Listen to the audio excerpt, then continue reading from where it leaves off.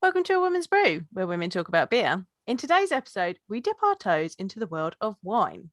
Beer-themed wine, to be more specific. I'm Joanne, and this is Tori. Hello. And we're two beer-loving women on a mission to get more people drinking and talking about great beer. Come join us.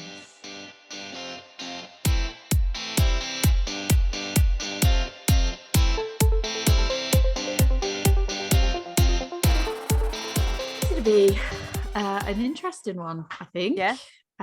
We're conscious that I feel like we've been told so many times that, like, oh, if you're a woman in your go place, you get a wine menu instead of a beer menu. Or a gin menu. Or a gin menu or a cocktail menu. So we thought, why not cover beer? That could be for people that also like beer and wine and everything else. It sort of combines the two. Yeah. So we thought it would be a fun thing to do.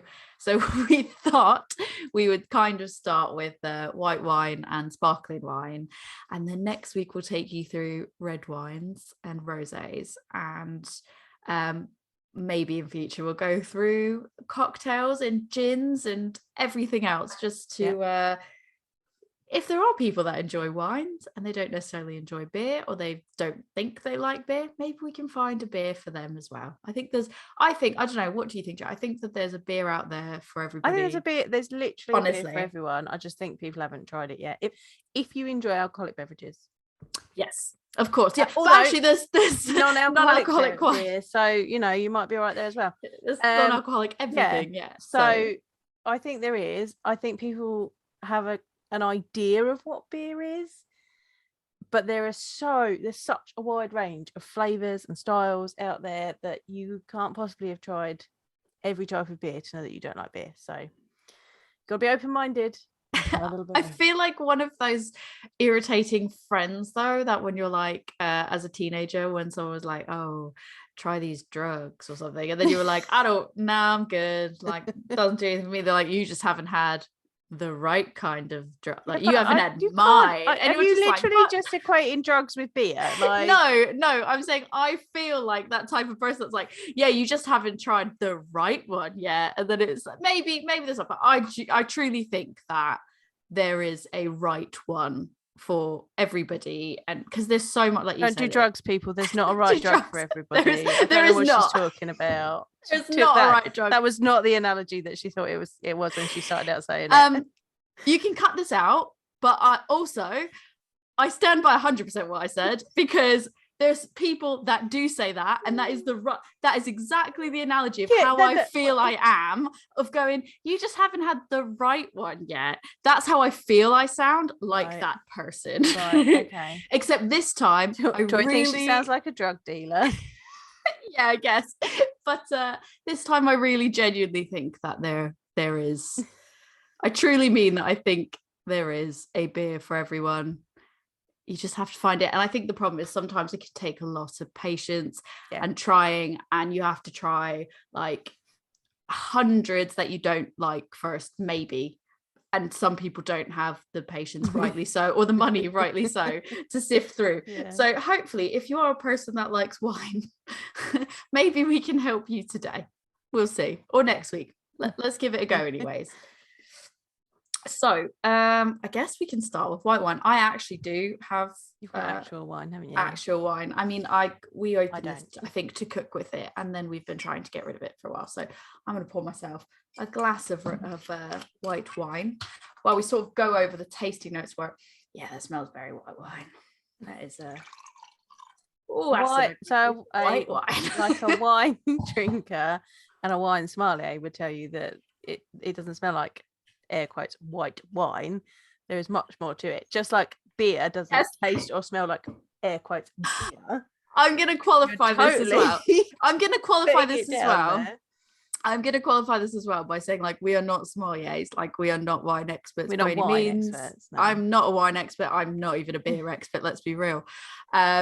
So I'm just going to tell you everything that I managed to Google and research about white wines and sparkling wines. But in my mind, and I'm not even a big wine drinker really myself, so to me I feel like, again, that's somebody having beer that doesn't like beer, that takes a sip of, like, I don't know, a lager or something, and goes, oh, that smells like beer. But I mean, obviously there's so many different ways beer can smell. To me, I'm like, this smells very white wine, but there's you're right, there's a lot of different ways white wine can smell. This is Long Beach, a Western Cape South African beer. I don't know how to say this. I think it's Chenin Blanc is the grape. Chenin Blanc is the grape. Yeah. So that's what I've got here. So some white wine tasting notes. Basically what I've tried to do is I tried to sort of compile the most common white grapes used in white wine, because literally going through wine in general, it is so difficult and complex. Like, as a person that doesn't know a lot about it, which is I guess how people can feel about beer, going in, it's like, as you said, Joe, there's so many different ways for wine to smell and taste and everything else, and that's due so much to the different grapes used, and there's so much different grape variety that if I just sat here and went like, overall this is what white wine is, like, you can't just do that. So I've just picked the top grapes really that get used, and what I've found across multiple different pieces of literature online, reputable websites, like wine associations and that, it all tended to have a theme that for a majority, the top grapes were Chardonnay, Sauvignon Blanc, Riesling, and Pinot Gris / Pinot Grigio. So kind of a fun fact about that is Pinot Gris and the Pinot Grigio, technically they are the same. They're made, those type of wines are made from the same grape, and so like that can be used interchangeably. So in practice they refer to two different flavor profiles though. So Pinot Grigio is Italian and Pinot Gris is French, and they have their individual terroirs, and winemaking styles do influence the final product. So like they do get used interchangeably, they are different, but it's that thing of like, through one article I found that they were being used interchangeably as well, and I was like, well, now I'm massively confused. And this is the thing that has to be like, it is quite complex, that I feel like that's just the tip of the iceberg when it comes to the complexities of wine. So like stout and porter, people go, they're basically the same thing. Are they though? I feel like that is probably like a really good way to explain it as well, because it's like you do get like similar tasting notes between them and all that. I mean, with this, it's like it's the same grape, they're kind of used the same way to make it, but the overall flavors based on where they're grown and the actual styles of that region are what sort of changes it up. So yeah, that is it's an interesting one for sure. Pinot Grigio, I guess you could say / Pinot Gris, because it does get used interchangeably. It's apparently the most feared variety for sommeliers in a blind tasting, because the experts tend to identify it based on the characteristics it doesn't have. White wine as a whole tend to have like such a more drastic range of flavor profiles and aromas than red wines do. A lot of the taste and flavors can be picked up in the aroma. Like it's one of those things that it's like they list out all these tastes, they list out all the things that it could be, but that's like aromas and flavors. Whereas I think sometimes like what's kind of different from beer, and not all the time, but sometimes it can be like, here is what you should be smelling and here is what you should be tasting. And a lot of what I found like with white wine, it will just be like, it's this, which you can get in the aroma and the taste and sort of that whole thing. So there's just such a big spectrum of stuff that it, compared to red wine anyways, that it was a lot to unpack. So yeah, as I said, a lot of the taste and flavors can be picked up in the aromas as well. But so basically the themes that run between the top varieties, and the ones that tend to be sort of a bit more interesting, can include chalkiness, wet concrete, petrol / diesel fuel, petroleum wax, rubber, honey, almond, baking spices like clove and ginger. So that's sort of like how drastic it can change. You could go from like petrol diesel to like baking spices, which is it's quite weird with that, I think. But with the taste, it was just kind of interesting sort of like going through all the tastes of the white wines and everything else. So there's what you don't really find with the red wines that you find with the white wines, at least from what I found when I was researching, was that you have primary and secondary flavors. Okay. So the primary flavors are what come directly from the grape, and then that in turn can change based on the climate or the terroir. I don't know. Did I pronounce that right? Because I know you know how to pronounce it. Terroir. You're good at those pronunciations. I am atrocious at them. So yeah, the primary flavors sort of come from the grain that comes directly from the climate terroir.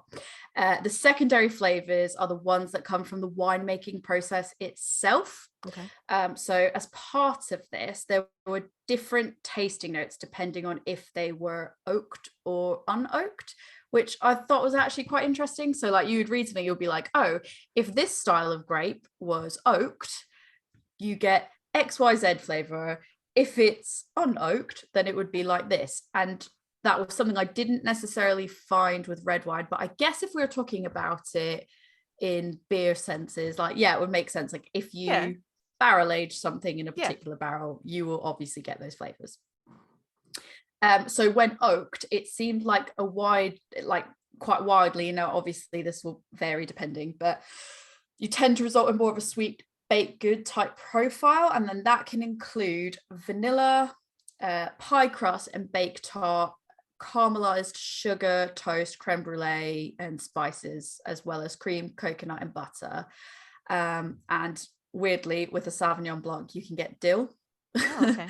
Or something like a Riesling, you can end up with petrol or lanolin, which I thought was weird. But yeah, the petrol, the lanolin and the dill are weird, but the others are not. Yes, the other ones seem much more normal. Vanilla comes from vanillin that's coming from the wood, and if there's any sort of toasting or charring to the wood, that's where you're going to get like the caramelization. You're going to get that pie crust and the baked tart and the sugar and the toast and the creme brulee. All of that is going to come from that. Like spices can come from that. Like the cream and coconut that will be how long it is in the barrel for, because the longer it's in there, you can get coconut from oak as well. Like we get that in beer. It's exactly the same.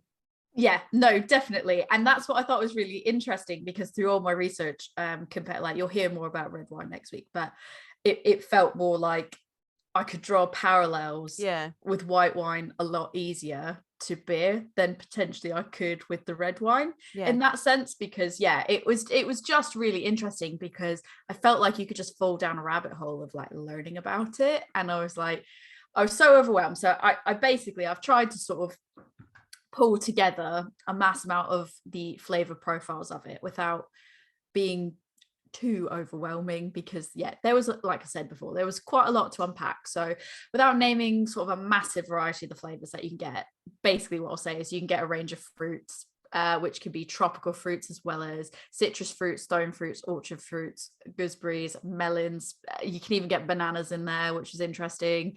White peach tends to be probably the most commonly called out fruit in white wine, which makes sense compared to the white wines that I drink. Like I like the sweeter, fruitier ones, and they tend to have a lot of, from my experience anyways, which I mean isn't a lot because I don't drink it that much, but when I do tend to get a fair amount of peach in what I do drink. So there was floral flavors that were mentioned quite a lot, herbaceous notes such as the spring flowers, specifically certain things like blossoms, honeysuckles, celery leaf, which I thought was interesting because I would never have been like describing something going, oh, that's very celery leaf. So that was interesting. Jasmine's mentioned quite a bit. There's herbal notes, tea leaves. You can get honey, you can get beeswax, you can get some more natural things like mineral notes, various grassy notes, limestone, wet flint rocks, and saline solution. Those were, again, some really like obvious things that you'd expect, and then some really things that you're like, I could never imagine describing something tasting like that. But then there's also, you can also expect things like thyme, bell pepper, jalapeno. Sometimes you can get nutty notes like almond white or wine. hazelnut. Yeah. Almond, I suppose. Yeah. Yeah. It's I think that kind of illustrates just how wide the spectrum of taste can be in white wine. Probably further than I had even realized myself. So I mean, to be honest, when we go back to, I mentioned quickly about the buttery flavor, and so basically to go back to the butter taste, basically you get this as part of the winemaking process. So it's I know how like in beer we kind of consider that to be an off flavor, but in the winemaking, in wine, as far as I could tell in my research, that's not considered an off flavor. That's something that you get through the winemaking process. So yeah, what I've noted down, I've put my scientist's brain on, and one thing that I've pulled from one of the articles is basically it's a byproduct of this is such a mouthful to say, and I'm absolutely going to butcher this, the malolactic fermentation process, where the grapes contain malic acid and a good bacteria so basically a good bacteria will convert that lactic acid either naturally or by winemaking. So yeah, it's encouraged by winemakers because it reduces the perception of sharp acidity and adds more rounded, creamier and buttery notes. Oh, that's interesting. So it's not encouraged in beer. Yeah, it's not considered bad. It's considered like something that they actually actively encourage. So I thought that would be interesting to you, obviously, because knowing from like how you know about it being an off thing that people don't want. That's interesting. In white wine, it's good. That's interesting because in beer it is an off flavor, and so diacetyl is described as buttered popcorn and sometimes butterscotch flavors. It's produced as part of the fermentation process, but the yeast then kind of goes back and cleans it up and changes it into a flavorless compound if the beer is allowed long enough to ferment. So if a beer is like rushed through too quickly, or you get what's called a highly flocculating yeast strain, so it very quickly does its job, it might not have enough time to clean up that off flavor. It is allowed in low levels in British bitters and Czech pilsners, like it is almost expected in those as part of the flavor profile. But generally, if you get a lot of like butteriness off of a beer, it's not been done right. So that's interesting that it's acceptable in wine. Yeah, and I guess it's because, like I said, I mean, it sounds like it's encouraged because of the sharpness that you can get, the sharp acidity that you can get. So it sort of smooths it out a bit, I guess. It just makes it, more, I guess, just a more well-rounded flavor than just getting sharp acidity. So yeah, I mean, I thought that would be of interest, just because people listening to this will probably know the word diacetyl and associate it with something negative, but in terms of wine, not negative. When it comes to the color of white wine, that can vary itself as well. So it can go from very, very pale to a deep yellow. This is sort of like, it's not the palest I've ever seen, and I wouldn't say it's deep yellow. On the camera, I think it looks a bit more yellow than it is if you're looking at the video, but I think it's probably like a step up from quite pale. It is a paler shade of yellow, but you can get it quite like bright yellow as well, which is, I mean, I feel like with red wine, you can get some variety, but it tends to be like the shade of red wine is more or less like that burgundy color, give or take. What I did think was really, really interesting though, was when I was looking at photos of the grapes, I sort of had this expectation in my head that from knowing nothing about wine, that all the grapes were going to be like white grapes or like the lighter colored grapes. But that isn't true, because the color of the grapes can vary. You can have ones that are reddish color. So I looked at a bunch, like not just like numerous varieties, but like an actual bunch of grapes, and there was for Riesling grapes, and some of them like dotted in there, they had like little red dots sort of in the bunch, and I just thought that was quite interesting. It was really beautiful to look at, but it wasn't just straight like one color or another color. It was a mix, and some of those colors were more reddish colors. So yeah, that was pretty cool. I encourage you to Google some photos of it, because it just looked really interesting to see. The acidity tends to lean on the medium to high levels when it comes to the white wines. Again, from what I've seen, anyone that's an actual expert can probably come and correct me if I'm wrong, but that's just what I found. And that it did seem to be a lot drier and more crisp, depending on the variety, obviously, but pretty much it's very versatile. It is, white wine is super versatile, and yeah, it's, the range is so vast that you can't just sort of pin it down and go like, this is white wine. Like, even just going like, here's a really great example of a white wine, where you'd have to then be like, this is a great example of a white wine from this region using this type of grape. So it was take that as you will. With food pairings, really pretty much it's all over the place again, because it's all about like which type of white wine. If you're going something sweeter like Riesling, for example, they did suggest that with a Riesling in particular, it's traditionally the sweeter end and of the spectrum to balance out the acidity. So that would pair quite well for spicy food. So they kind of said as a guidance, sweetness and acidity is great for spicy food. So especially Asian spicy food. So they were saying like Riesling was a really good thing to pair with spicy Asian food. Okay. But again, you could find ones that were great for chicken or for beef or for vegetables or seafood, and too much variety. Although, can you say too much? No. If you like white wine, probably not. I would never say there's too much variety in beer. No, never. And then going on from that, because we're going to have a few that are more sparkling wine-ish tonight as well, a few beers that are more like sparkling wine, so just sort of high level of sparkling wine. Kind of not much to say, because I think it is pretty much what you'd expect, in that it's an effervescent wine. There's very high levels of CO2 that cause fizziness. So what I did note, from put my scientist hat on again, it says the CO2 is absorbed from it fermenting under pressure.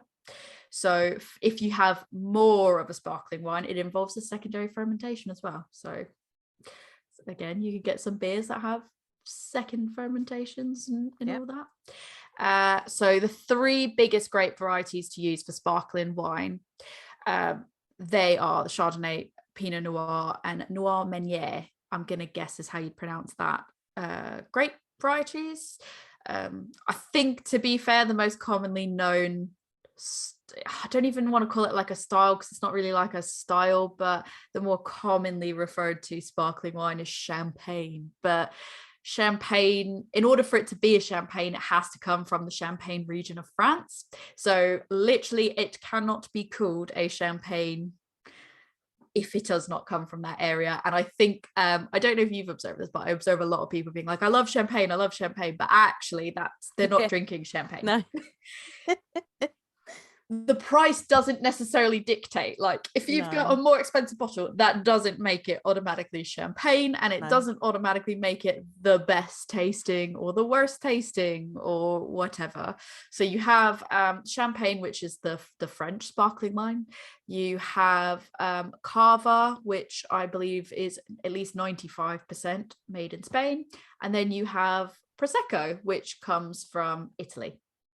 So what you'll also see, and I think sometimes this can confuse people as well, because you'll see Brut on the sparkling wine bottles, and I think some people can tend to confuse like prosecco and like, they'll be like, a Brut champagne, and they'll think like that's one sort of style, but it's like the region is more or less, the region's kind of dictated in a way by, is it a prosecco, is it a cava, is it a champagne? But the actual word Brut is to describe how sweet it can be, really.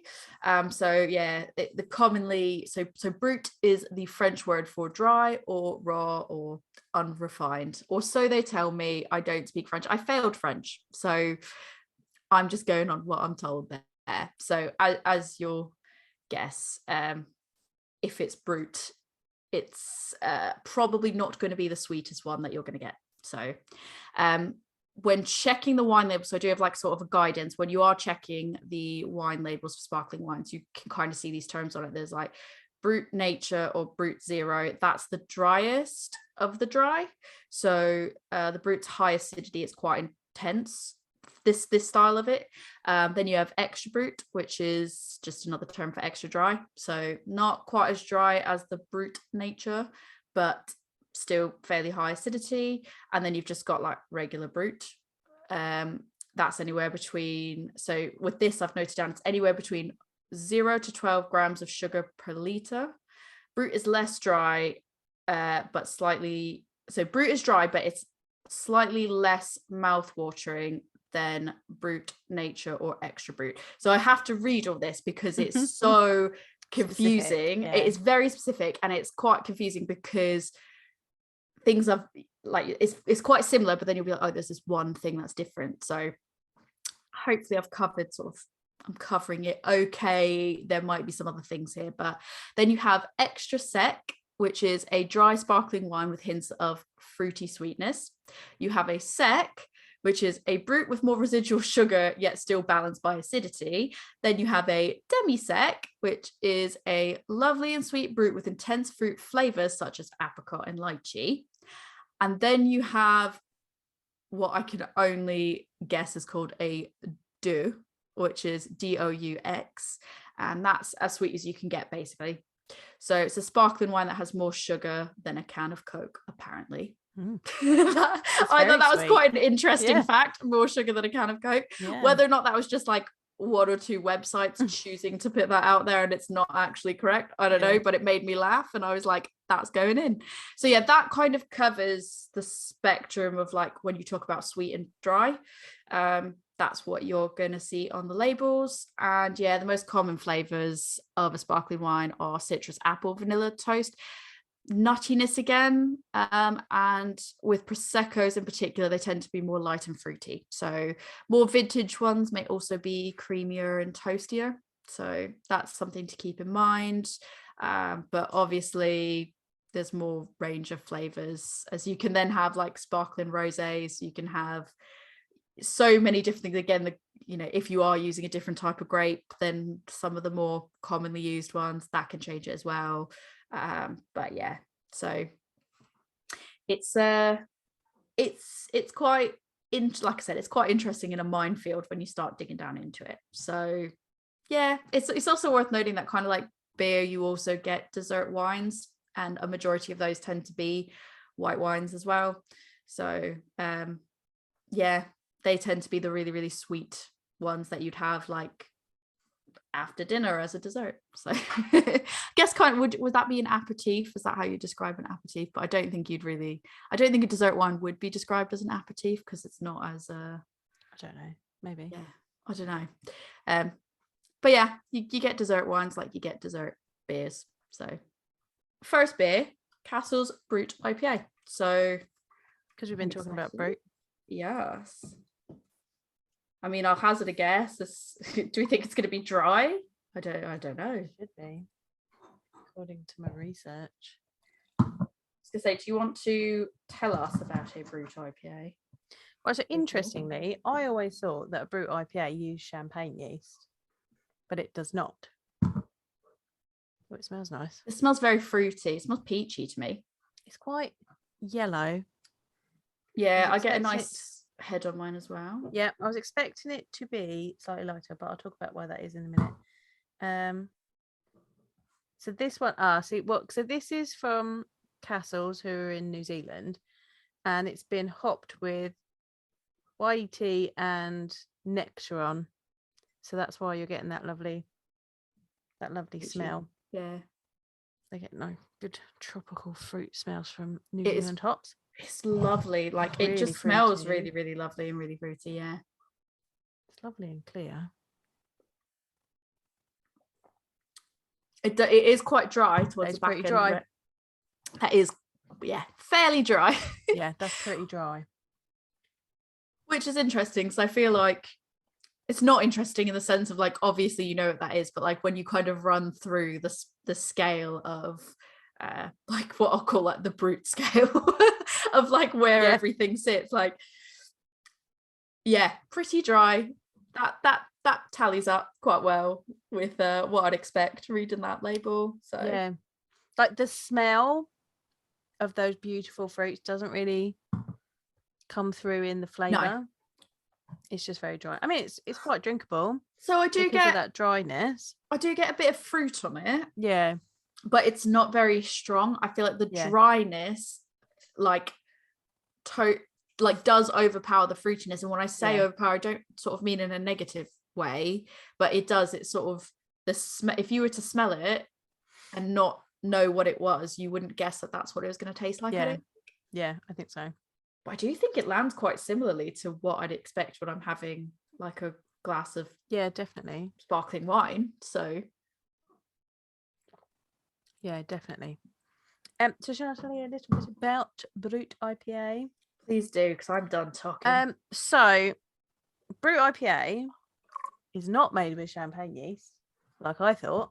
I don't know if you thought it was made with champagne yeast. I think I wasn't sure if it was just overall, like I didn't know if it was champagne yeast or if it was like something else that was a bit, don't know. Yeah, so because brewers do use champagne yeast, and we'll talk about that in a moment with our next beer. But so a Brut IPA is not made with champagne yeast. Instead, it is made with a specific enzyme. So there is this enzyme called amyloglucoside, and it's actually used when people are brewing like really big imperial stouts, or if they're making a triple IPA, and it breaks down complex sugars so that they can be fermented, because when they're complex, the yeast might not have enough energy to eat those sugars and to ferment them. So by breaking it down into simple sugars, the yeast can eat it and ferment it.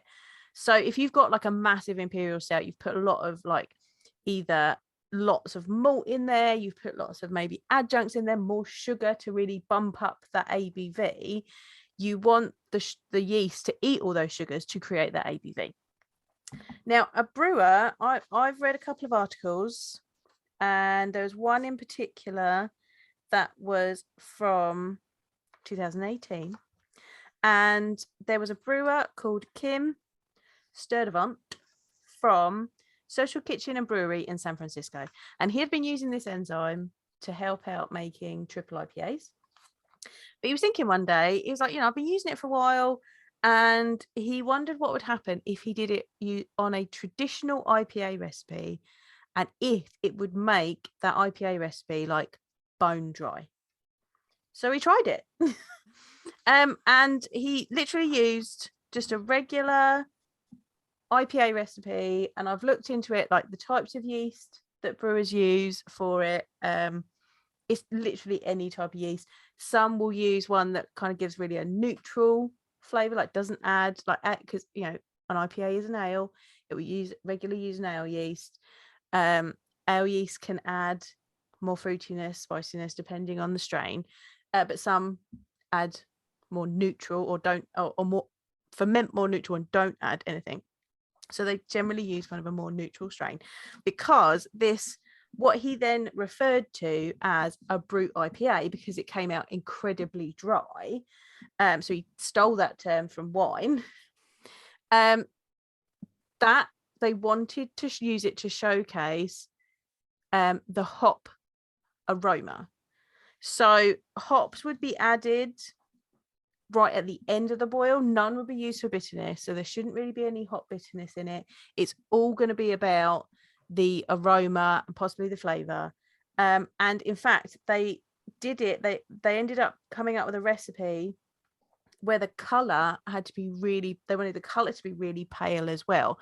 So this guy's recipe, once he developed it, ended up being 20% rice, 20% corn, and the rest Pilsner malt, which, when you think about that kind of makeup, that's the kind of the makeup for like an American lager or an American light lager. So that, and adding those kind of adjuncts in craft beer is a bit of a no-no. Like people get upset about that. So it was a really interesting thing. But it was, because it was so dry, it was really drinkable. And people at the time loved it. But then this brewer also said that for him, this style was defined as something that's really dry, and he didn't think that the ABV should be over 7.5%. Now, the one we're drinking today from Castles is dead on 7.5%. Like, he thinks it needs to be as pale as possible and really below 7%. And there was another article that I read that was from Brew's News, and they actually talked to this brewer later on, because the Brew IPA kind of appeared and it was there for a little bit and then it died and everybody hated it. So I would agree really with that. enjoyed it. I love Brew IPA, but I feel like you never see them anymore. No, you never see it because they died really quickly. I feel like it's an ongoing joke, right, like in the last few years. Like anytime you do see one, people are like, aren't they dead? Yeah, like people are like that. Oh, that's, it was terrible. So this guy thinks that it didn't really, like it was made and people didn't really get chance to really it to take hold of people, because people made it really badly. So, you know, they didn't make sure of all of these things to make sure they had a really good version. And so people had bad versions and then went, no, this is a joke of a beer, I'm not drinking anymore. The Mothership one was gorgeous. The Mothership one was really good. I've had some really good ones, and I'm always really sad when people are like, oh, Brew IPA, they're so shit, because I've had like, really good ones. But like, I think as well, in the current climate where people are really all about the juicy, hazy beers, like it is bone dry. You're not getting that fruity juiciness. And if that's what you're after, this is not the beer for you. Yeah. And that's what's popular at the moment. I'm not surprised that it hasn't taken or stouts that are like super heavily adjuncted. Yeah. And I mean, I say that as a person that like, yeah, and I love a sweet I love a sweet beer, I love a sweet wine. This did not take hold. Although I did find as well that some people kind of embraced the champagne brut aspect of it, and also made versions where they added like some citrus to it, or they put like blood orange juice in it to emulate a mimosa. Okay, I like that. So that was an interesting thing that could be done with this beer style as well. But yeah, unfortunately, it pretty much has died a death. But it is not made with champagne yeast. It is made with a special enzyme. Interesting. Which I thought was really interesting. Yeah. So yeah, I think, to be quite honest, I think it matches up. This one does match up with pretty much what I expect from, like, if I was trying to find something for someone I know that likes a sparkling wine, this pretty much does match up with what, like, the fact that it's labeled Brew IPA. Yeah, it is dry, and it is pretty close to similar taste that I'm used to getting from sparkling wine. So yeah, I think you could happily give this to somebody who likes wine and white wine, and they would be like, oh yeah, this has got flavors that I recognize in it. The more you have it as well, I think the more it's the fruitiness coming through. I was going to say the fruitiness does come through. I don't know if it's that like your palate kind of adjusts to the dryness and starts going, okay, you know how we talk about we've talked before about like what's like screaming at you and what's sort of like that. I think obviously the dryness is what's screaming at you, and then once you're like, okay, we get it, you're dry, we get it. It's isolate that clip, that's great. We get it, there's dryness there. Then your taste buds quite like search around like, okay, but what else is there? And I'm starting to get the fruitiness through now that I've had probably I had some of this stuff top to back up again, but it's really nice. It's quite I think I'm gonna put that out there. Good. I'm gonna put it out there. I like Brew IPAs. I've always said that I've liked them. I always have done. I've always said that I've liked them. I've never been that person that's been like, no, I don't like them. No, never been. I was always like, where did they go? They were good. When that Mothership left, the Mothership Tesco, one was so I was good. like, but where am I going to get my Brew IPA from now?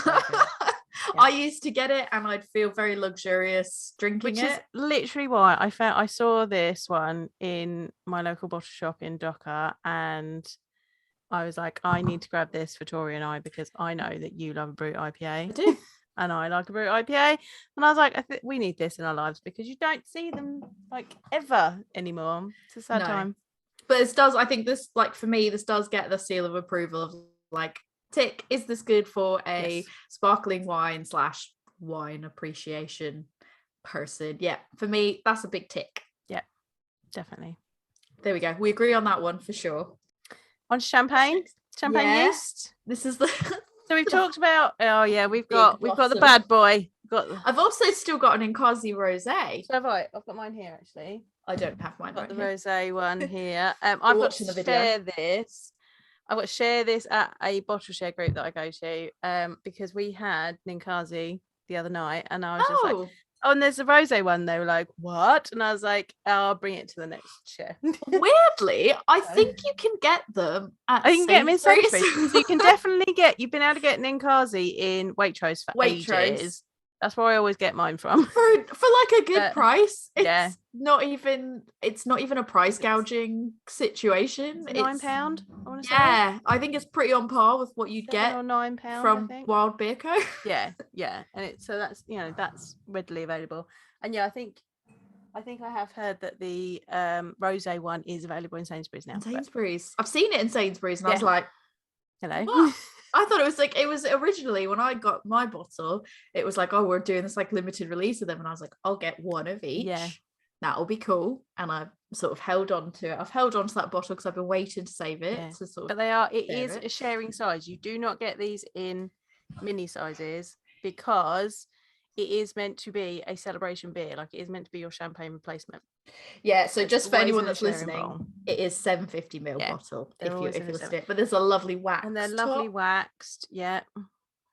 It does look fancy. It does look like a celebration bottle. It's the real deal. Tonight we're celebrating us. Why not? We're going to treat ourselves. Treat yourself. We open it now.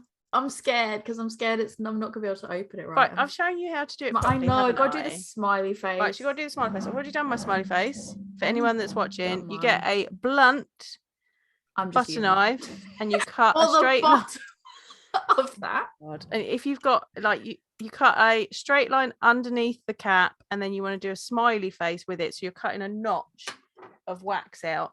That means that you can get your bottle opener underneath the crown cap. Now I like to use one of these bottle openers that's got a nice long handle on it, because then you've got a bit of leverage under it. You sometimes might need to cut a notch in the wax on top as well, but today this is played quite nicely. Mine is open beautifully. I don't think mine's gonna. Yours not playing.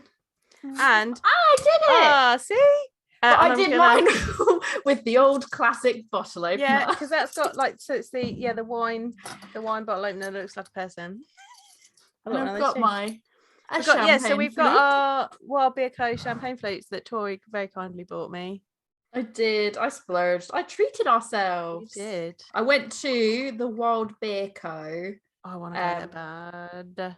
Not to the actual brewery, but I went to in Bristol. Yeah, Wapping Wharf. Yeah. It's great location. It's the bougie part of Bristol. I loved it. I was like, I've got the tacos across the road. There's an amazing bakery where you can get an amazing breakfast. And then at the end of it, closer to the actual water bit, you've got Wild Beer Co. And the way that the tap room is decorated is really, really cool. It's a place that you could properly sit and just chill for a bit. And I was like, can I buy the champagne flutes, please? And they were like, yes, you can. I was like, yes, because we've been talking about getting them for ages, haven't we? Yeah, I was gonna order the gift set, and then I was like, I can't justify the gift set. I can't do it. And then it smells lovely. So basically the bottle in the front, it is a says on it. It says it's bubbles, apples, and wild yeast. So it's 9% ABV, 750ml bottle. So like Joe said, definitely party celebration, and it smells beautiful. Yeah, so it's made with the juice of cider apples. That I believe they get from Somerset, it says on the bottle. They brew it it's first fermented with a Belgian style of yeast, with their wild cultured yeast that they have, because they've got all the barrels and the fun stuff at Wild Beer Co. So do a primary fermentation with that, and then they have a secondary fermentation with the champagne yeast that makes it effervescent. You go secondary fermentation. Yep.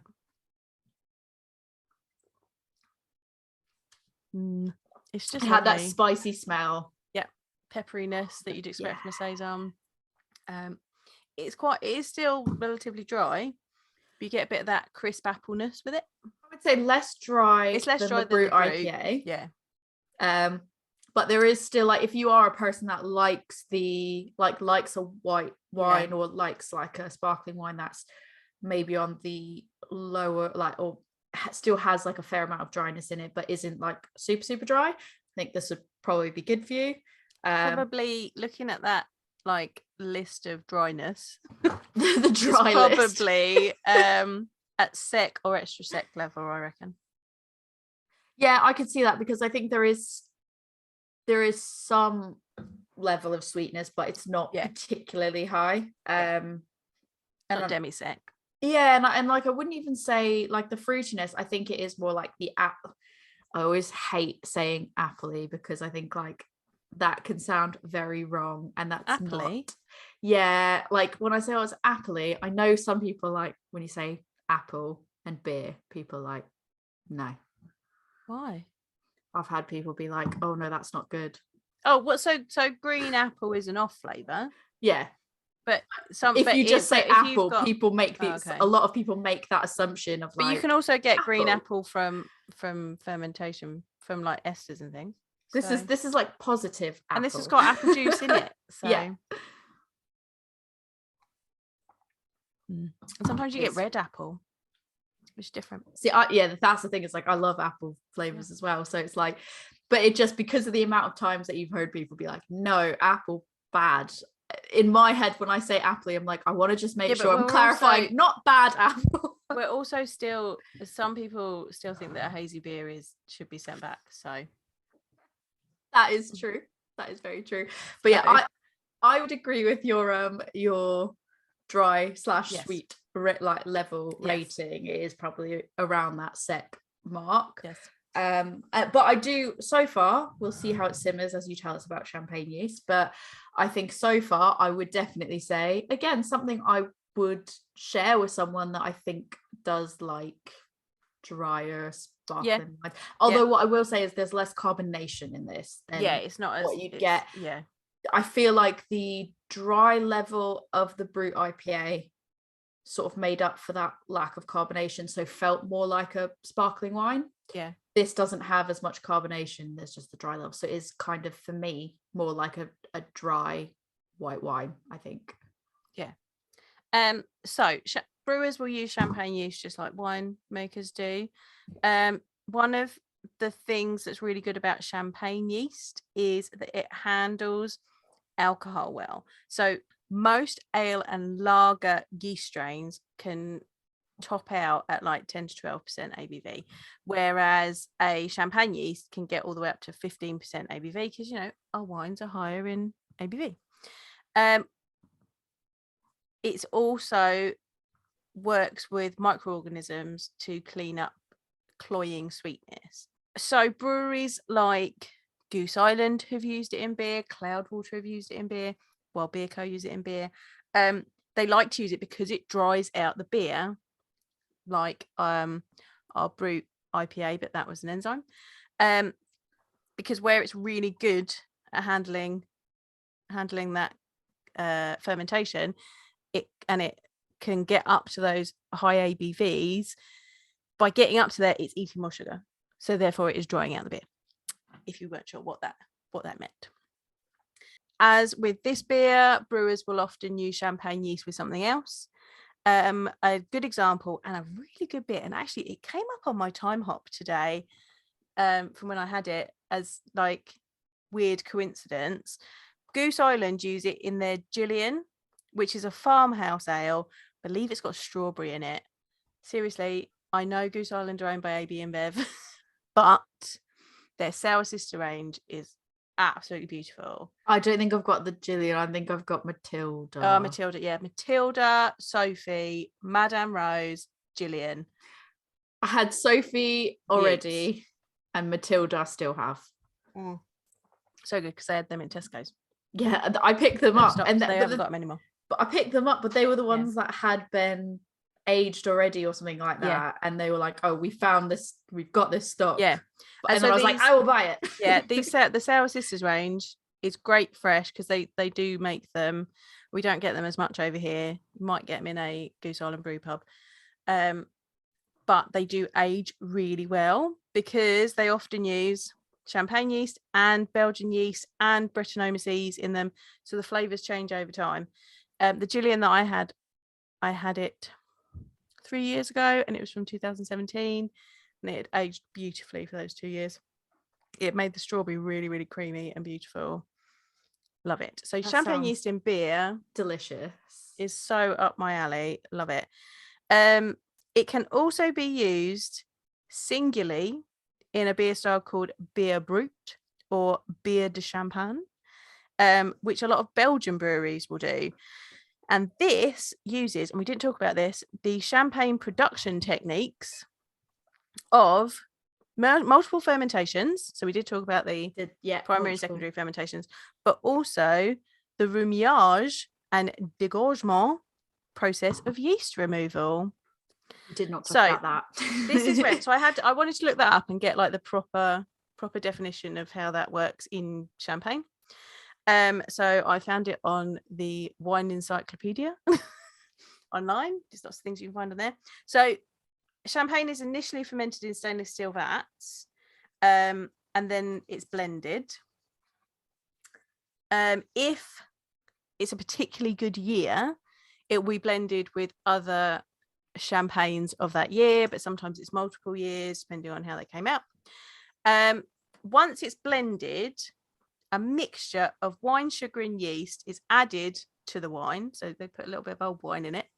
And then it's transferred either to pressure tanks or to strong, dark bottles for secondary fermentation. That creates the carbon dioxide and the fizz and sparkling that we expect from champagne. This secondary fermentation is completed after a few weeks or months. Much like barrel aging and blending beer, it can take months, years. The wine is fermented in tanks and then transferred to another tank, and it's chilled and sweetened and bottled. However, if it's in bottles, it can be left to mature, and during this period, the bottles are shaken daily and gradually turned and tipped until they are upside down. Now, since the 1970s, this process has been mechanized, and this is called riddling, or I've got to get the pronunciation right, rumillage, which is a French word for riddling. And so basically it's riddling or riddling. Rumillage, yeah, or riddling in French. But they gradually turn it, shake it, turn it, and turn it upside down. And while they're doing this, I've watched have you seen a video of it? Done. I don't remember. This is so weird, but no, I've heard. When I went to a vineyard, they talked about it, but I've seen a video and I don't remember where and I don't remember when, but I feel like it had something to do with being beer related, and I don't remember how. But they were talking about,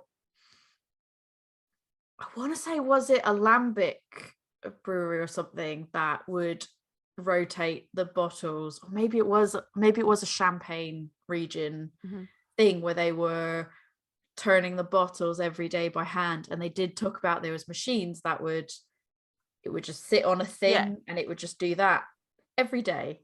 So interesting. It's doing that because then it's getting deposits of yeast and sediment. They're bringing it to the neck of the bottle. So once it's finished, you then have the process of dégorgement, which is when the cork is carefully pried off, and that releases some of the pressure, and the sediment shoots out of the bottle and cleans it all out. And then it's recorked. But when they do this, often they freeze the champagne, so the champagne doesn't go anywhere, but they get all the sediment out. That's so interesting. And then the champagne is, at that point, either champagne is added, if nothing's added to it at that point, that's where you get your brut champagne, where it is extra dry. And at that point, they can also add a bit more, or they can add some sugar to it to add that sweetness as well. But that process of the rumage and dégorgement is used in the beer style beer brut or beer de champagne, which is a Belgian beer style, and probably the most widely available is Bostiel's Dus Brut de Flanders. I think I've seen it, and I haven't bought one, and now I'm going to, because I haven't tried one and I want to. Was that like you'd seen it and you're like, oh, don't know about that? Because it and looks then you like research it and you're like, yes. Yeah, because it looks like a champagne bottle, and I was like, is that beer? Like, it's in a bottle that looks like a champagne bottle. It is interesting when you get these styles. Like sometimes you get, lambics that look like a certain way in a bottle, or like, I don't know, like you said, like a Belgian beer that's got, I don't know, like champagne yeast or whatever, and the way that it's bottled is a certain way, and you're like, can't tell. Like it's one of those things, like, can't tell if like the really good. We've talked about labeling on beers. Like, I think the shape of bottles is also like, we visually go, well, that's a wine bottle, that's this bottle, that's a champagne bottle. Like, I really like these. Might be giving a spoiler away what we might drink later, but these kind of shaped bottles seem to be coming out a lot at the minute, where they're wide at the bottom, and then they go really skinny up the neck. Those are coming about at the moment, and they look quite fancy. But you could have wine. I feel like you could have wine or champagne in one of those. I've seen Rieslings and similar bottles to that as well. The thing is, though, is like, I'm not, when I see something that looks like a wine bottle, like, that's a beer, I'm not turned off from it. My thing is more, because I go, oh, that might be like a really nice fancy one. My thing is more, I sit and I go, oh, I don't know if this is going to be one that is going to be amazing, or if it's going to be too, I'm trying to figure out the way to say this in a way that makes sense, because I want to say like too traditional, but that's not what I mean. Like, trying to math out what I mean, but like it's really difficult to know if it's going to be one, when you see the wine bottle, you go, is it one that I'm going to really, really like, and it's going to be really unique and really special? Yeah. Or is it going to is it just throwing me off because I'm like, oh, it's a wine, like it's in a style that looks really fancy, and does it lull you into a full sense of thinking that it should be extra special, and then maybe it's not? Yeah, I think maybe that's it. It's that feeling of like, you're like, oh, is this going to be one that I'm going to want to like age, and then all of a sudden it's going to be this really great experience, or it's a celebratory one because it's a bigger bottle and I should share it with people, or like, I think you're right in the sense of, if it's a bottle that looks like this, or looks like a wine bottle, if you're not watching the video, I'm holding the Ninkasi bottle up, but something that looks a bit more wine-like, champagne-like, fancier bottle, more than just your standard beer bottle, I think maybe in my head I'm like, oh, this is going to be an experience. Like, this is something that you have to really like sit and sip on and enjoy. But I've had some that were like that came in those bottles that weren't that experience. They've just been a bit bland. And I'm always worried now. It's a gamble of like, is it going to be that high-end experience that I'm thinking it's going to be? Or is it going to just be a bit bland, and I've just paid like more than maybe I normally would have if I knew what it was going to taste like? If that makes sense. Don't be lulled into a full sense of security, or put off because you think you're being lulled into a full sense of security. But then just also try all the beers. But then also I definitely do the thing. I mean, I am that, like we talked about, I am that label magpie, and I'm like, that label looks good, I'm gonna go for it. Or like you said with the bottle, that I won't give away what it is, but that shape of bottle, I'm like, oh, that looks interesting or unique or different. Or even the little stubby bottles, like what you get with lager. Red Stripe. No. Yes, Red Stripe, but Braybrook. Yeah, so it's like the bottles that you get with Braybrook that are like the stubby little ones, like those ones I'm like, ooh, those are cute. Like I love those and I want to buy them because they look cute and it looks like a unique, nice experience. And I know that they also make bitchin' lager, but they do. That's not the point. I definitely get lulled in by the look of the bottle. If it looks really sexy and unique and different, I'm like, yes. And that goes for label as well. But when you have a sexy looking bottle and like a very meh label, that's when I get into like a conflict. I'm like, there's like an inner battle happening. Like, how do I feel about this one? Hilarious. While we're still on the subject of champagne, I know, so there are still some breweries that are making Brew IPAs, are making champagne IPAs. So we had, you may have seen in previous episodes that we have had Urbanauts beer blenders, and they made a champagne IPA as part of their blender range where they were making cocktails, and they had like a Tangelo, which is I like had that one and orange. it was beautiful. Yeah, so it's like, that's like an orange and citrus beer with, I think that was the sour, wasn't it? And then they made a champagne IPA to mix with it to make a mimosa. They were not allowed, they got told off for calling it a champagne because obviously it's not made in the Champagne region. In the Champagne region. But even if you call a beer a champagne, you're not allowed to. So don't do it, people, because you'll get into trouble. So now I think they've changed it to, I think they might have changed it to a Brut IPA. Well, haha, I already have the label that says champagne IPA. Right. I think I've got that one. Maybe I don't, but I think I do. I don't know.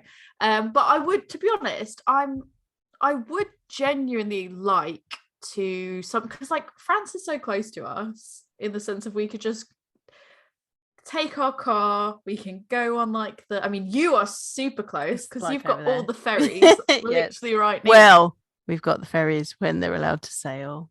That's when they're allowed to sail. No one has to know. The ferries, I'm not even going to say where you are for GDPR reasons, but the ferries are located somewhere within a drivable vicinity. They're very close to me, yeah. And you could go to France. And I think it'd be really cool to get like rent a camper van or something like that. And just because I feel like a camper van would be the best way to experience the Champagne region because you can't really drink and drive. And if you want to hit like multiple spots, like it could be really cool to rent a camper van and then drive around the Champagne region and go to the different like wineries they have there and sample the goods and bring some home. I think it would just be a really cool trip someday. And also then you can drive.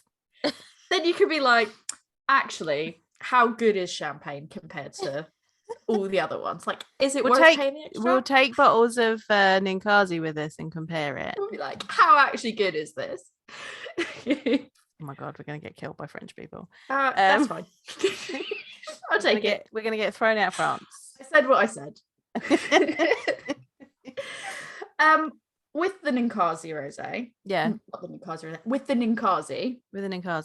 With the Ninkasi. Just very quick, because I know that you have an altar to Ninkasi. I do. Do you want to just very, very briefly so why it's called Ninkasi, explain the name? So we didn't touch on that. So it's called Ninkasi. Ninkasi is, if you don't know this is a good tidbit of beer knowledge. I think is pretty good for pub quizzes and whatnot. Ninkasi is the Sumerian goddess of beer, and actually it is thought, I don't think that they found anything earlier than this, but it's thought that the first written beer recipe is actually a poem that was called the Hymn to Ninkasi, and because Ninkasi was the goddess of beer, in that hymn to her they told you how to make beer or how they made beer, and it was a bit more like this is way pre hops, pre like the malted barley and all of that, but they used to make like cakes, barley cakes, and they'd dry them out, and then they would wet them again, and like these would be put in, like they'd be put in rivers and things to get, that's where we're getting to that kind of sprouting of the malting process, and fruit and herbs and honey would be added to it, and then this magical process of fermentation would happen because, spoiler, there was yeast on the old fruit and things, and that, or it was just left out, and the yeast in the air would magically make it into beer. And Ninkasi was the goddess of beer, so I do have an altar in my kitchen to Ninkasi. She's represented by a bottle of Ninkasi. I got to put an empty bottle. I got to put some hops on the altar. And when I brew in my kitchen, I go and give Ninkasi an offering of some hops and some grain from what I am brewing for a good brew day. And she also gets a little bit of the wort as well. She's a happy goddess. You keep her. I assume she's a happy goddess because I always get good results in my beers. So I believe she's a happy goddess. I felt like it would have been sort of a miss to not sort of mention that when we have literally a beer called Ninkasi. Ninkasi is our goddess, people. And then you have the Ninkasi rosé next to you. Obviously, we sort of touched upon that, but for anyone watching the video, that's what it looks like. It's basically the same thing, but it's like not the same thing taste-wise, but it looks the same, except it's a blue bottle with sort of like a pinky marbly effect on it, and pink wax instead. Pink wax. Because it's a rosé. And it is brewed to celebrate the unique summer of 2021, and this one is supposed to have, as well as the apple juice, it will have it's got tasty tart gooseberries and a elegant hint of raspberry. It's interesting. Does that one say? So this is what I found. That one, as far as I could see when I looked it up, didn't seem to mention saison on it.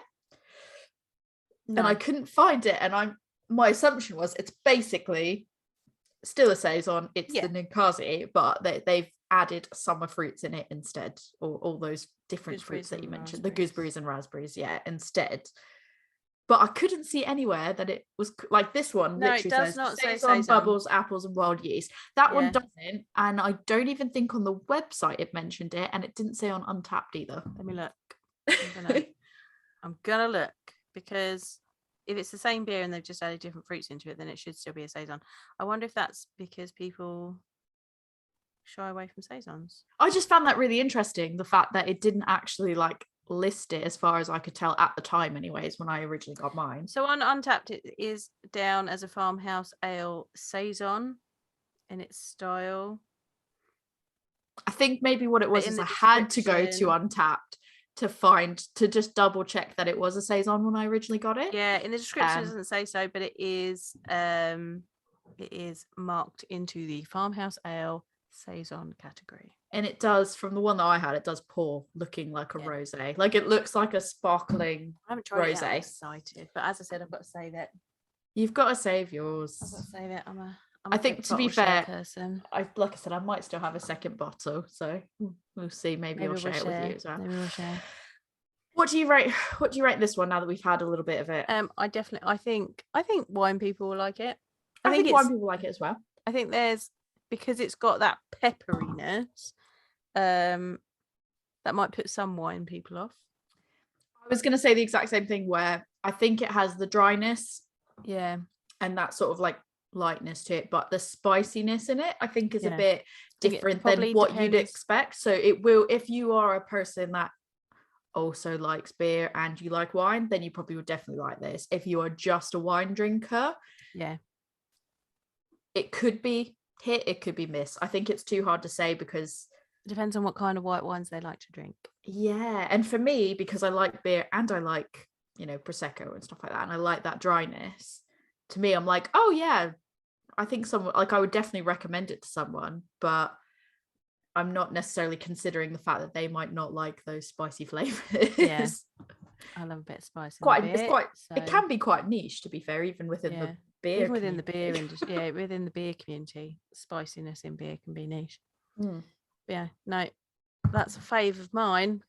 Thank you for educating us on the ways of champagne yeast. You are welcome. So the next one we are going to drink is the Phantom Brew Co. and Heist Brew Co. collaboration called Hybrid Moments, and it is a white wine IPA with an ABV of 7.5%. So the reason we picked this one, obviously, is because it said white wine IPA. I don't think I've ever seen a white wine IPA before. This, I think, I'm sharing the label here. I really like the artwork on the label. It's like some type of It's like owl cat with 3 eyes. Like a snowy owl with a cat's head with 3 eyes. It's sitting on a rock. And I like it. It captures my mood. That's big mood right there. That's how I feel. Looking at the ingredients, yeah, it's got white grape juice in it. Tick, white wine. Tick. Lots of, like, the hops are really interesting. So it's got Huel melon, Moto Echo, which often gives lemon lime, Citra, which we know gives us all the citrus feels, and Nelson Sauvin. So Nelson Sauvin, if you have not heard me talk about it before, is that hop is actually a cross with Sauvignon Blanc grapes. So you are getting white wine vibes from that hop. So all the white wine going on in this. Well, Nelson Sauvignon Blanc. Joanne. Yeah. You have just done a connection because I have some interesting Sauvignon Blanc facts for you. We didn't even plan that. We did not, but I actually did write down because amazing. Yeah, I had some other Sauvignon Blanc barrel aged things and I was like, I'll give you facts. But I'll be completely honest with you, had not read the back of the label. Oh, hadn't you? No, I didn't, because I saw white wine, and this is kind of what inspired us to do a wine episode. Inspire the episodes. And I didn't want to ruin anything by looking at it before we had talked about it. So no, that's really good. What I meant was I didn't want to like look at it before we actually had a conversation. So I came into this episode totally blind. So when I pulled my Sauvignon Blanc facts, it had nothing to do with this one, but I'm so pleased that you mentioned it. So Sauvignon Blanc is different from other white wines because it tends to have more green and herbaceous flavors. Apparently, the white wine that people don't like, isn't it? If they like white wine, yeah, maybe. So, do you want to take a guess at what Sauvignon Blanc means? It'll be something white. Correct. It means, obviously, it means wild white. Oh, does it? It means wild exciting. White. According to the Google facts that I pulled up, that is what it means. So don't at us if that's wrong. Don't at me if it's wrong. Google. Again, I failed French.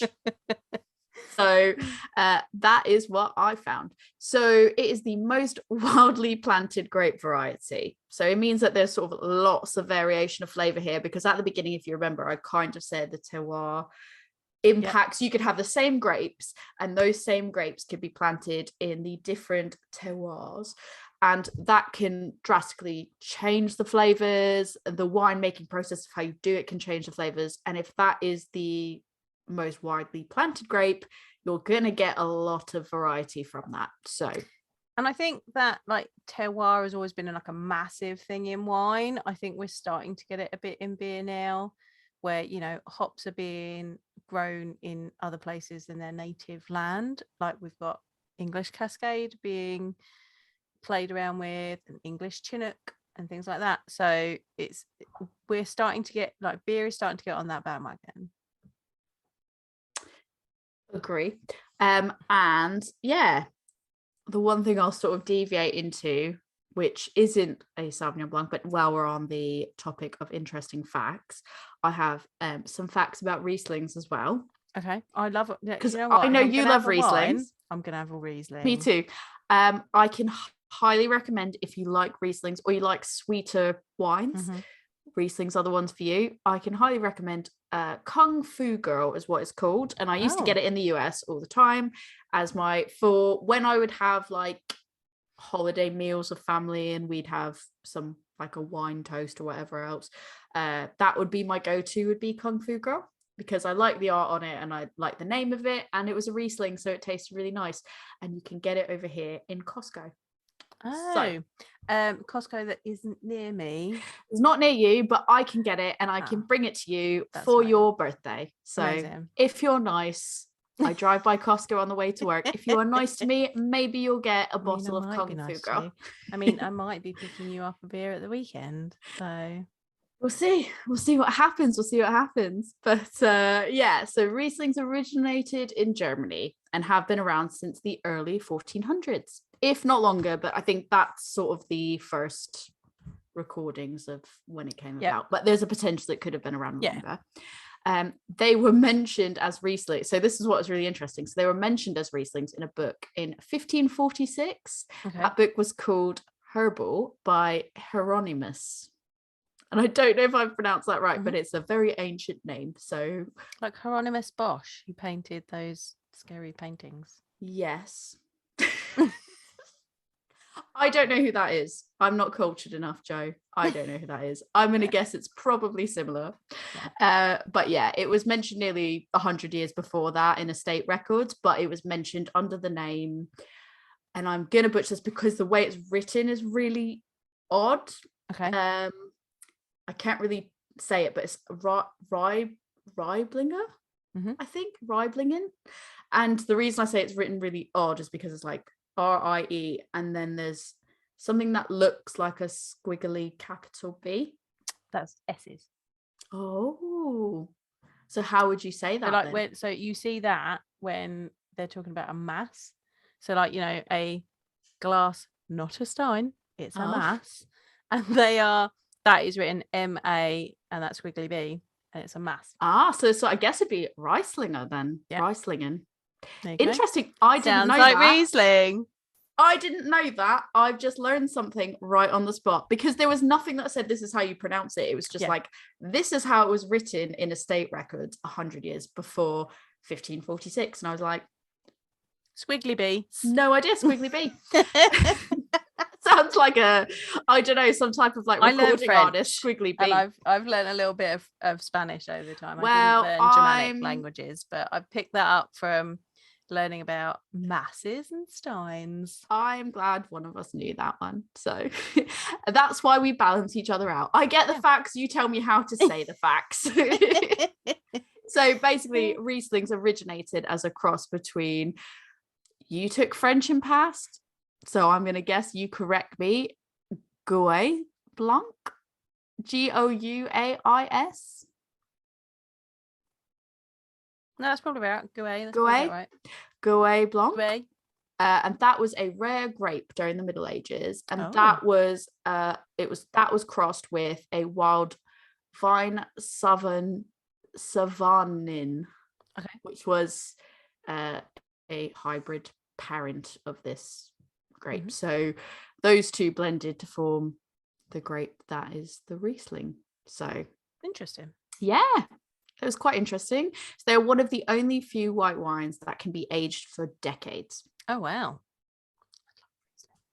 interesting.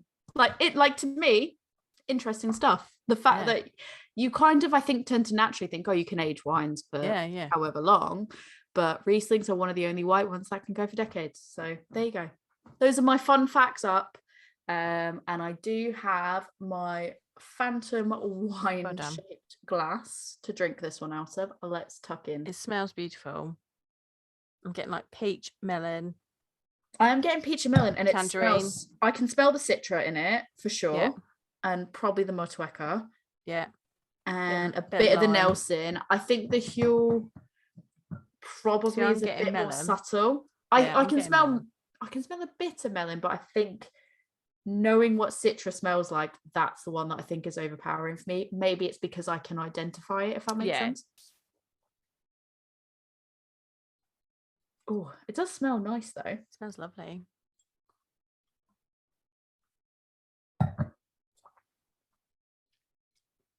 I think out of all of them, this one, the hop flavour, it's subtle, but it does feed through into the taste as well.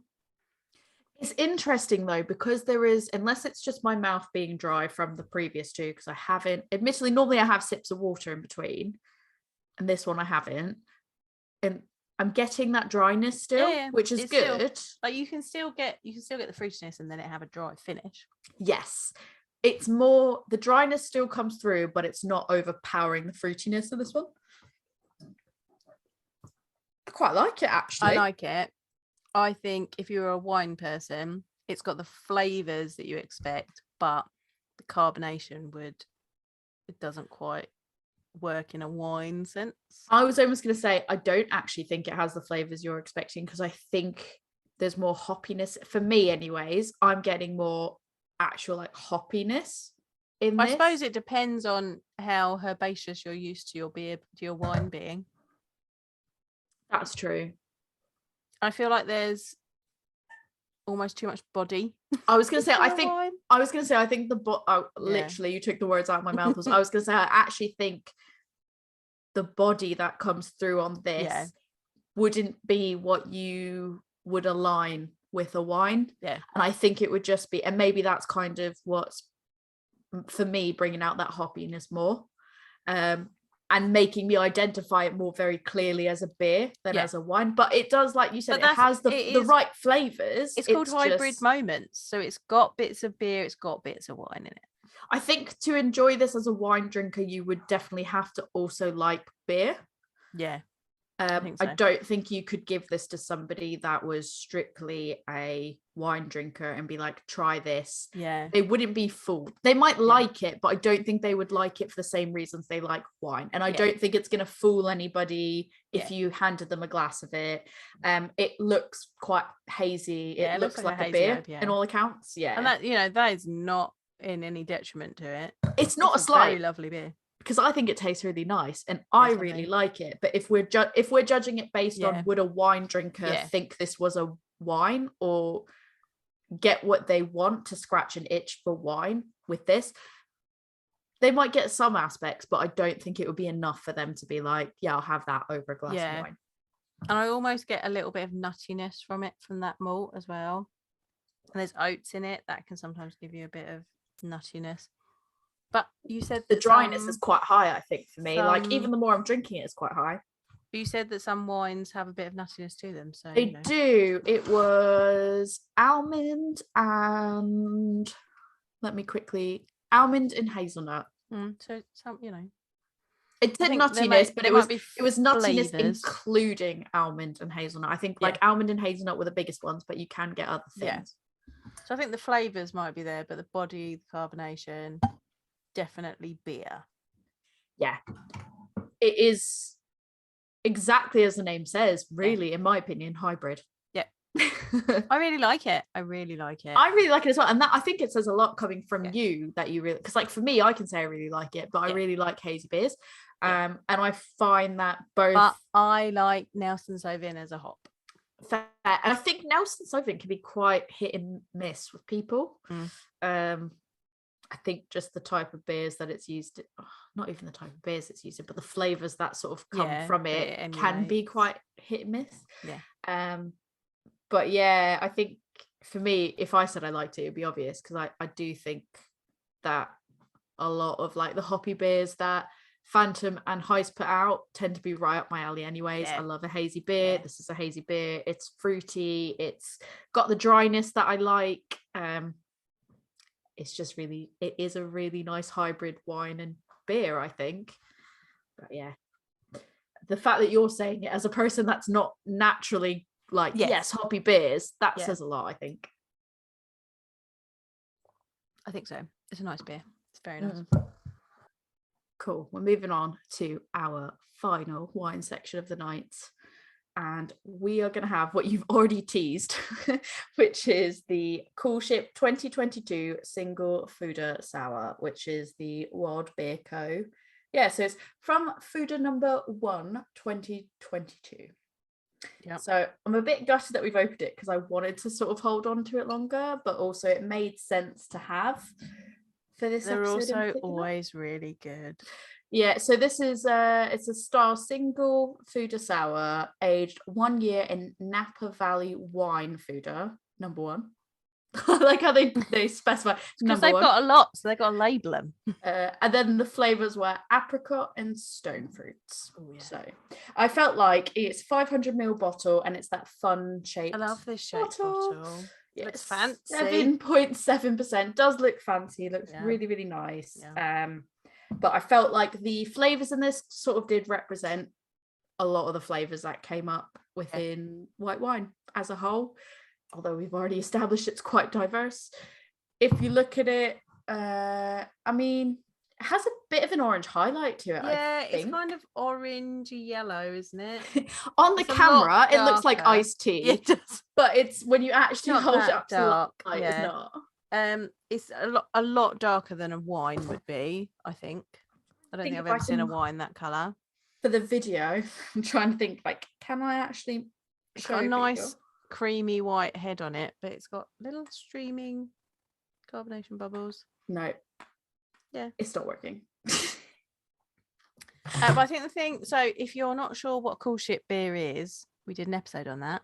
So that episode. Go and watch that episode. Go and listen to that episode. Yeah, this one's the one that straddled. I feel like there was a few that like sort of straddled the.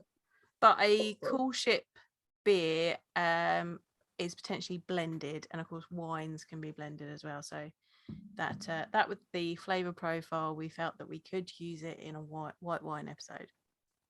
It smells amazing. Ooh, and it smells funky. It's got the funkiness to it in the smell. Yeah, you got a bit of acidity in there. Definitely getting apricot, peach. Yeah, definitely peach for me. Amazing. Strong peach. It smells, minus sort of like the funkiness aside, the fruitiness that's coming through, it does smell like a sweeter fruity wine, effectively.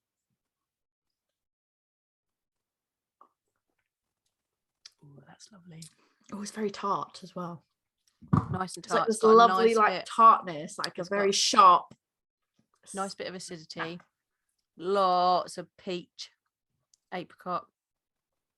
But it's still got a nice dry finish. I feel like it's dry and it's sharp. Yeah. Those would be the two. Fruity, dry, sharp. Stone fruit. Yeah. Dry and sharp would be the three main things that I'd probably say about this. It's got a little bit of creaminess in it as well before it dries out. I'd say, yeah, I would agree. Really like. To be honest, I feel like at the moment, we'll reevaluate this at the end, but at the moment, I would say this actually ranks higher than the white wine IPA in terms of what I think a wine drinker would like. Yeah, I would say so. And it's got more complexity to it. And I think wine drinkers are used to that kind of complexity. And I think, to be honest, I feel like Wild Beer Co. in general tends to make complex beers. Oh, yeah. Like you can get some stuff at the supermarket. You can get Bibble and Pogo and those ones. And those are their more, I guess, for lack of a better way to describe them, core range. Yeah. But they tend to do like the wild beers. So that's their they tend to stuff.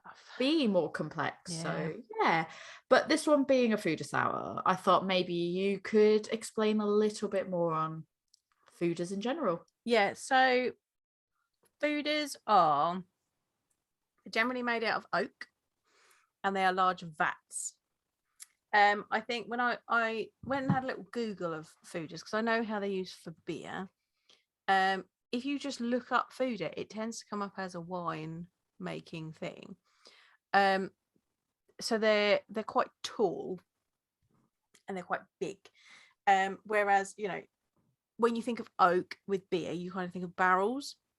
They are much, much bigger than a barrel, and they can hold a lot more beer, depending on what size you get. They're generally much bigger than a barrel, and they can hold a lot more capacity. But the thing about a foeder, so in beer production, a foeder is particularly used when you're creating a Flanders red ale, which probably sits more with our red wine than it does our white wine. We'll refresh on the red one. But yeah, we'll talk about that. But because a Flanders red ale, a lot of the character is coming from Acetobacter, which is a bacteria that gives that balsamic vinegar flavor that you get from that style of beer, which is absolutely beautiful.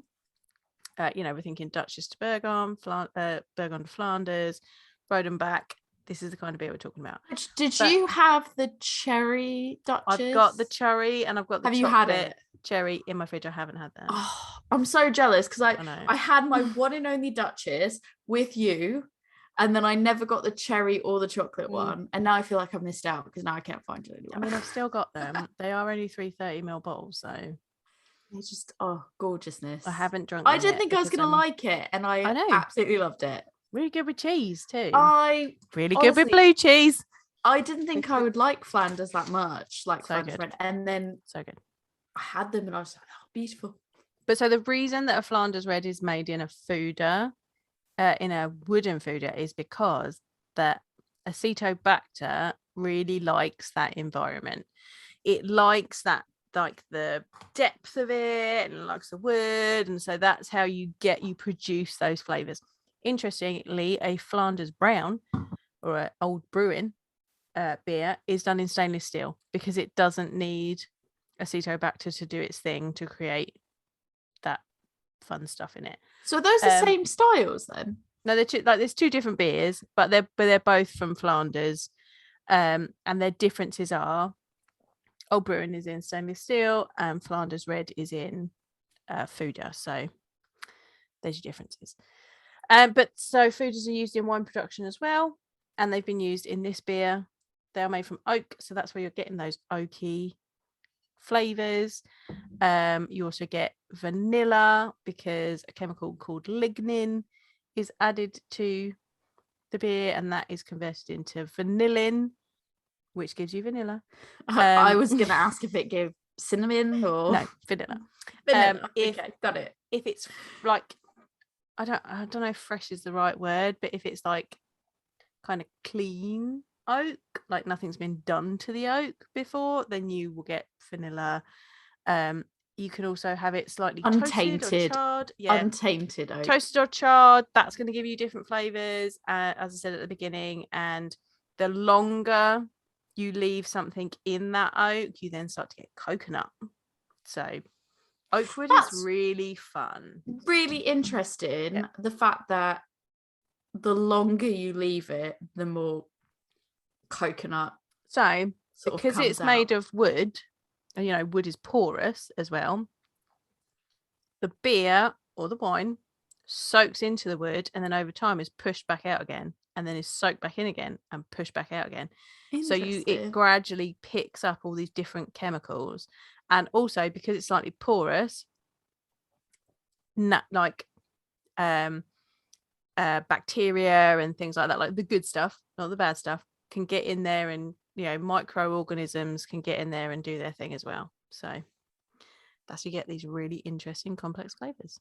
I feel like every time we talk about wood and like the barrel aging and like wood in beer and stuff and how it impacts the flavor, just makes me want to talk to Siren again, only because like everyone's gonna be like, oh, Siren, you love Siren. It's like only because they've got the spin bar and they do so much interesting things with wood. Yeah. And like the Caribbean chocolate cake series, like the types of flavors you can get out of some of their beers, and like you've had some of them and we're like, that's going to be the really wood that's causing this flavor, and it's just so interesting. I will say, so I've been studying for my certified Cicerone. I'm going to date this episode, it's fine. And we've been doing different assignments, and we did one where we have to answer essay questions. So we answered one about what does wood do to beer. Like that's a very oversimplification of the question. But when you are reading Beer Judge Certification Program style guidelines for wood aged beer, it specifically says like this does not include like the fermentation with bacteria. So I'm writing an essay question and I'm answering it, and I'm like, oh, but because it's porous, microorganisms can get in and bacteria and blood. No. Don't talk about that when you're writing this, because we're talking about the wood. We're talking about the wood. I get it marked, and it's like, oh, a lot of you forgot to say about microorganisms in the wood. And I was like, but BJCP says that's a completely different thing, and you're not to talk about that. Cicerone says otherwise, and you can talk about it when it comes to wood. And I was annoyed. That's going to be the one thing you never forget. I'm never going to forget that. And I was like, so I was really glad that we had that in our conversation, because I was like, I won't forget that, because I specifically shied away from saying that in my essay because it says that's a different category, but Cicerone doesn't think that, and it didn't pick up on that anywhere until I'd done my essay already. I was very annoyed. It's really interesting. Like all the things that wood can do. I really enjoy wood aged beers. Like it's such an interesting subject. it is the things that you can do with like wood and beer is just really interesting. Yeah. And it's just the range of flavors is more than people would realize. Personally, I think from what I've read about, seen, physically tried myself, like it's just, I'm like, oh, that's a real, like, even sweetness in certain flavors, you're like, oh, that's really quite sweet. And it's like, oh yeah, that comes from like the wood that they put in there. I mean, if you've listened to the episode we did with the cool ships, and we did Crocs and the cool ship, and they had wood in there, like that was so incredibly interesting. So much complexity happening there. So yeah, that was this is just really, really nice to sip on and drink. Yeah, it's really lovely. I really want to get another one now and age it, because I feel like I want to know what it's going to be like. I'm just a really big advocate for Wild Beer Co. Like, they are one of my favorite breweries. I've been holding off. Not to date us again, but I've been holding off buying the hot cross buns beer because I'm like, I really want it to see what it tastes like. I don't really like hot cross buns, so I have the Yodakoi, which is their sake. Yep. The sake one that they've done, and I'm saving that for a special occasion. It's still in the box and everything. I think I kept it in the box, and I know my husband and I both like Japan, so I'm saving that for a very special celebratory moment. Like Wild Beer Co. and Durations Fermata range from their barrel aging, foeder aging, cool ship range are beers that I'm like, I will splash out on those. Just so. You know what I will say, I'm going to make a statement here when it comes to wine and beer, and I think Wild Beer Co. I said what I said. Wild Beer Co. I feel like they, when it comes to what I would give somebody that likes wine, Wild Beer Co. would be the brewery that I would probably want to point them towards, to be like, you can find some really interesting complex things that I think, if you like the complexity that you're getting in wine and the things that you like about wine, I feel like Wild Beer Co., their bottled range anyways, the barrel aged and the stuff they just put in bottles full stop tends to be the more complex. They've got a barrel library. Yeah, it's really cool. Yeah. I'm really sad I can't make it to the Beer and Cheese Festival this year, and I'm really sad about it. I was really looking one of my work's offices is in Bristol, and I'm like, I love the idea that like, oh, I've got to go to Bristol, but also that means that there's so many great breweries there, including Wild Beer Co. And I'm like, this, if I'm not paying shipping on some of them, because like sometimes if I just want one bottle, I'm like, I want that one thing, and then I'm like, I can't justify shipping because I only want one bottle. Yeah. But if I'm there for work, just pick it up. Just pick it up. Just picking up beer makes all the difference. But yeah, I think when I turn to stuff that's interesting and complex and has that celebratory feel, whether it be in the bottle or the flavors or anything, Wild Beer Co. tends to be one of the breweries that I turn to for that, because it's sharing bottles for celebrations. Plus they make champagne flute. Exactly. And they make champagne glasses. They know what they're doing. Like, they know. I think this is the first time I've used this since you bought it for me. And it's like, you have to break it in with a Wild Beer Co. Yeah. Like, you can't. Yeah. I always, for my rule of thumb, the first time you use a glass, it has to be with that brewery's beer. I think that's a sensible statement. Like, and I thought it was a lot thinner than it is. Like, they're chunky. No, it's in the best possible way. Like, quality. That's like, it's not going to be too emotional. Like, I like it a lot. It's probably, so I have I still haven't finished wine because I'm good with it. Yeah. But this is quite thin in comparison. Like, you can probably tell on the video. Yeah, your flute you've got there with your wine in. It's a lot thinner than Wild Beer Co. one. Solid. That's gonna last. Like, I'm happy with that. But yeah, love Wild Beer Co. And I think they probably rank quite high on complexity and probably the most. I don't want to say vinous because I feel like that too on the nose for this episode. Yeah, but also like I love obviously that as a descriptor though. I love it. Yeah, but not all of their beers are vinous. Not all their beers are vinous. So I feel like that's not a fair thing to say, but when it comes to complexity and in this all of their beers with that descriptor. But I feel like a lot of their things are in a similar vein as what people like when they drink wine will be the same thing that we like when we drink Wild Beer Co. And I feel like there's that crossover there. So yeah, I feel like out of all the wines we've had, or the the whiny beers we've had so far, Wild Beer Co. probably are the leaders in this so far. I think so. Yeah. So in summary, I think like my choice overall of everything we've had, like I think we've had a lot of really, really good beers so far on this episode. I think we did well. Pat on the back. I think at the moment, for me, Wild Beer Co. really leads it. I think so. I mean, I don't know. I'm sure it will probably lead it in part 2 as well, because I feel like everything they do is what we get out of their beers is what I imagine wine drinkers probably get out of I think so. wines. There's that complexity and that just, I don't know, there's everything about it. It's a sharing thing. It's like a enjoying thing. It's a sipping on it thing. Yeah, this is really nice. How would you rate this then to finish it? Like in terms of wine? In terms of wine, I think wine bikers, I think they would like it. I think we could definitely entice some people over with this one. Out of all the ones that you think we've had, I think like the colour, they'd be like, oh, that's definitely a beer colour. But I think I don't even know if it's a beer colour. I think they might think it's maybe more of like a... Yeah, I guess you're right, because there is a haze to it. It's a beer colour. There. Okay, I think it's too dark.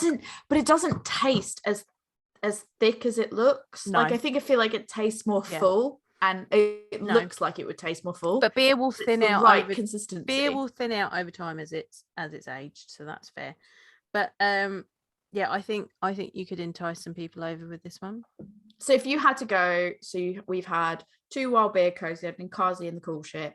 We've had the Brew IPA from Castles, and we had the hybrid from the Phantom and Heist. Which, like, if you had to rank them in order of what you'd recommend beer/sparkling, not beer, wine/sparkling wine drinkers, what would you order them? See, I want to go for Cool Ship, but I think that's because you're biased because you really like it. It's because I really like it. So I think I want to go with Ninkasi, Brew IPA, Cool Ship, Hybrid Moments. I think what I would probably say is the Castles Brew IPA would be literally top if we were talking about. I was torn between that and Ninkasi. The thing is, if we're talking about sparkling wine, it's 100% the Castles Brew IPA, and I think that's exactly where it belongs, and it fits. But for ease of getting hold of, I'll be like, go get a Ninkasi. For sure, you can get hold of Ninkasi. That is something that is something that's worth noting. Like some of the Wild Beer Co beers, like you can get a hold of these type of complex beers. And we only managed to grab this Brew IPA because I found it somewhere and went. I was going to say, doing an episode on that. Brew IPA we do have it easy to find. We did have it local to me, that one as well, but that's only because we had a shipment in of Castles. Yeah. And I don't think you find Castles everywhere. No. So if we were taking that into consideration, fair. If we're just doing flavour, I would say the Brew IPA is number 1 when it comes to sparkling wine. Yeah. But wine overall, it would be like the Ninkasi. Yeah. Then the Cool Ship. And I think as much as I personally really enjoyed the collaboration of Phantom and Heist, in terms of where it sits on a wine scale, it's lower down, but I think it does exactly as it says. Yeah, I think it does exactly what it says on the can. Yeah. Cool. I think that sums up part 1 of our wine episode, which is white wine and sparkling wine. So stay tuned for next week's, which will be red wine and rosé. So we might be on the road when we do that one. So yes, we probably will be on the road when we actually record that bit. You might actually see us together. We may be in Sheffield in the same place. Very rare you see us like together in the same place. We very rarely record together, except for like literally once or twice. So get exciting times. Jo. Yes. People want some more recommendations about fooders and champagne yeast. Where can they speak to you? Say they want to get a gift for their friend who loves wine and sparkling wine. I'm going to tell you to go to Wild Beer Co. I mean, I can tell you that now. I was like, but if you'd like to come talk to me about, champagne yeast and what's foeder and what's acetobacter, I'll talk to you about that because acetobacter is real interesting. We are a Woman's Brew on Facebook, Instagram, and Twitter. That's pretty much the podcast one now. So even the Twitter, come over and have a chat. Even the Twitter. I made it to Twitter, and I don't even have to be on Twitter. I don't really post anything on that Twitter. So just make me happy. I've ticked off the Twitter box. Yeah, we're on Twitter now. We're there. A Woman's Brew. Come say hello. I might respond. Probably more likely on Instagram than it is anywhere else. Because maybe I don't check the Twitter. But if you would like to learn about these excellent beer styles, you can come to my beer school, which is Love Beer Learning, and we are on Facebook, Instagram, Twitter, TikTok, and Pinterest. I'm mostly on Instagram. I've got a bit going on TikTok. I've been a bit lame on Pinterest lately, but we'll pick that up. It's fine. We've also got a website, which is lovebeerlearning.co.uk. There's a really good blog there. Come and have a look. And we have an email address, which is Tori. If people would like to ask you about your wine selections, where can they talk to you?